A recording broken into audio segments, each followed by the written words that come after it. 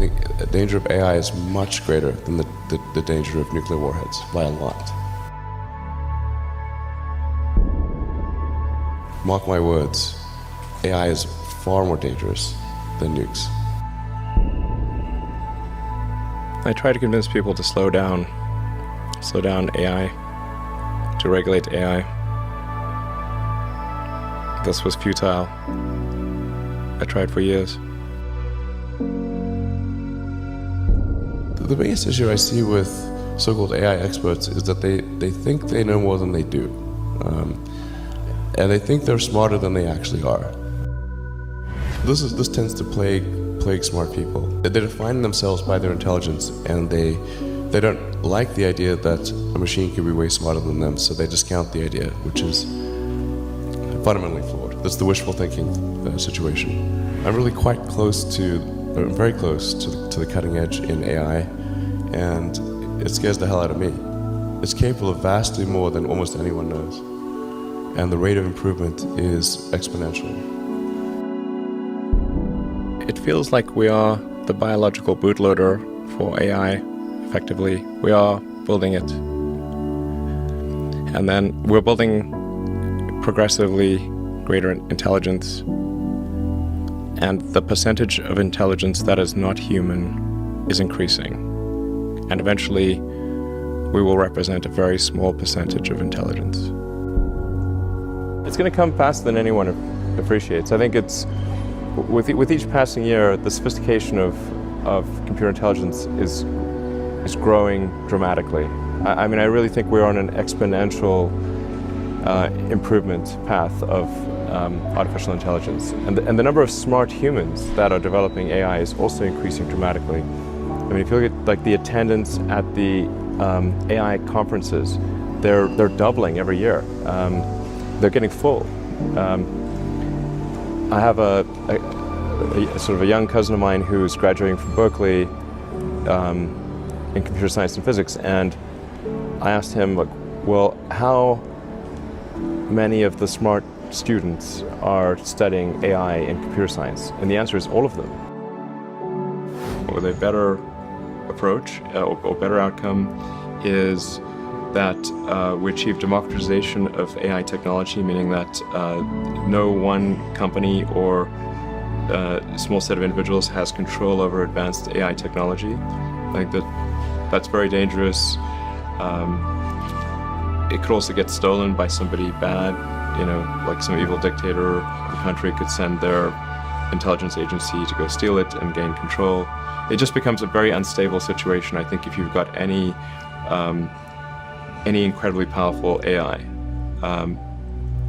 You just don't know who's going to control that. So it's not as though I think that the risk is that the AI would develop a will of its own right off the bat. I think it's more the concern is that someone may use it in a way that is bad, and even if they weren't going to use it in a way that's bad, that somebody could take it from them and use it in a way that's bad. That I think is quite a big danger. All of us already are cyborgs. So you have a machine extension of yourself in the form of your phone and your computer and all your applications. You are already superhuman. But by far, you have more power, more capability than the President of the United States had 30 years ago. If you have an internet link, you have an oracle of wisdom. You can communicate to millions of people. You can communicate to the rest of Earth instantly. I mean, these are magical powers that didn't exist not that long ago. So everyone is already superhuman. I think the singularity is probably the right word, because we just don't know what's going to happen once there's intelligence substantially greater than that of a human brain.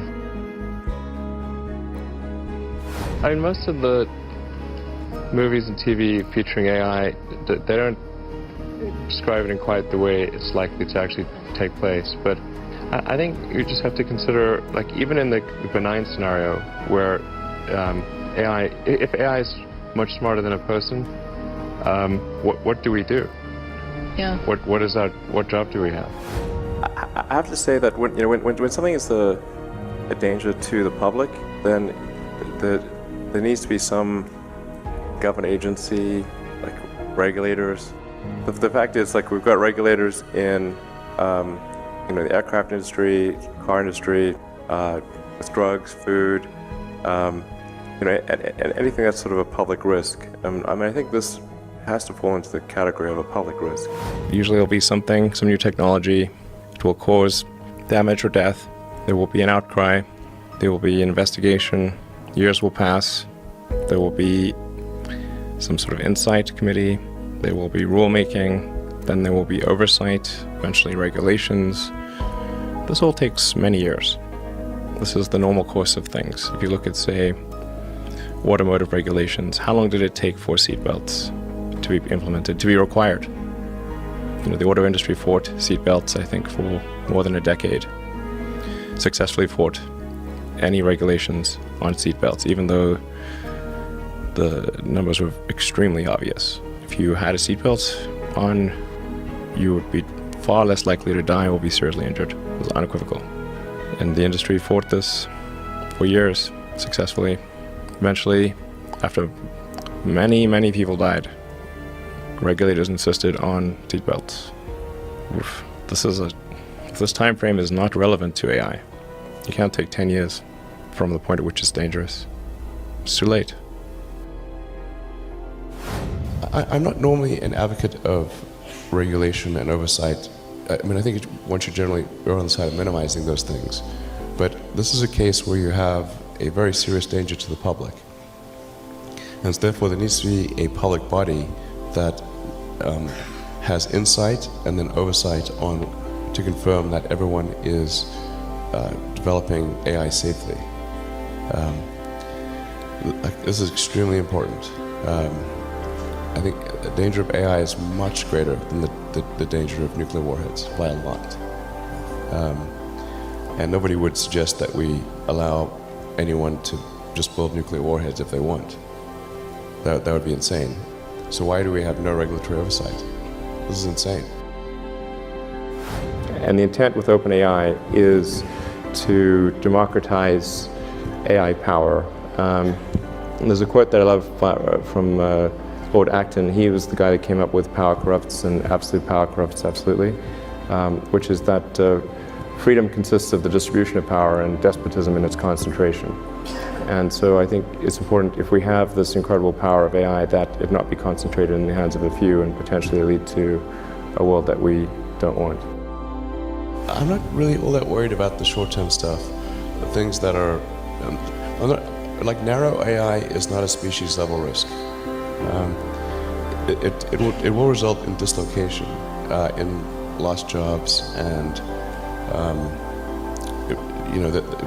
sort of better weaponry and that kind of thing. But it is not a fundamental species-level risk, whereas digital superintelligence is. So it's really all about laying the groundwork to make sure that if humanity collectively decides that creating digital superintelligence is the right move, then we should do so very, very carefully. Very, very carefully. We're rapidly headed towards digital superintelligence that far exceeds any human. I think it's very obvious.